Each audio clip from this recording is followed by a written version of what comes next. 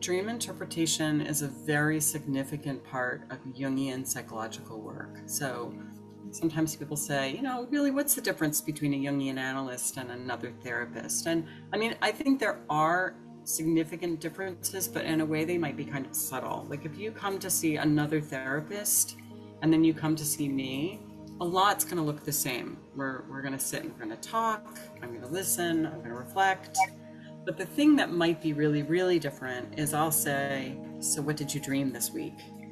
And then we might spend, 15 or 20 minutes of every session talking about dreams. I've worked with analyzans where that's almost all we did. Not that I think that that's usually the best thing to do, but I've also seen it work. So Jung felt that dreams were one of the ways that the unconscious communicates with us. And the unconscious is not some all-seeing, all-knowing, omniscient, infallible part of us, but it does have a different perspective. So there's what we know with our conscious mind, and I guarantee you, your unconscious knows something your conscious mind doesn't. And why wouldn't you want to also have that information? So, and that's what dreams give us. It's like, well, I thought that this was all going great over here, but now the unconscious is saying, you better watch out for this. So it's really, it's really a very rich tool. It can make psychological work progress more quickly. And it's also, I think,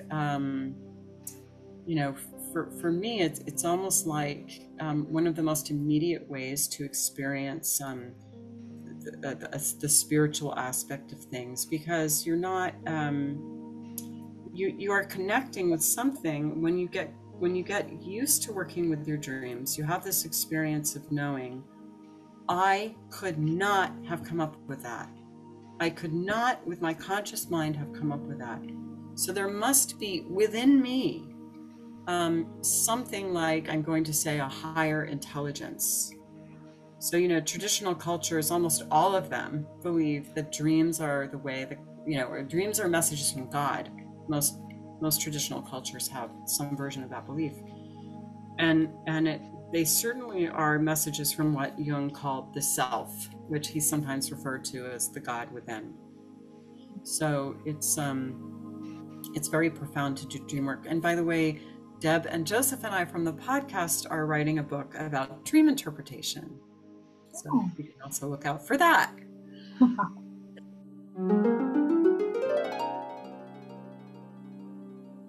Yeah, so some people have done some work around dreams of pregnant women.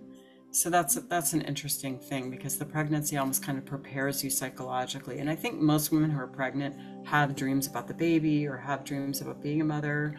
I can remember one of my dreams from pregnancy. I haven't gone back and looked at that dream journal, but I can just remember I think I had a dream that I like went out dancing or something with friends and just like left the baby at home and forgot about her, and so it sort of showed that I was processing this need to adapt to these new demands and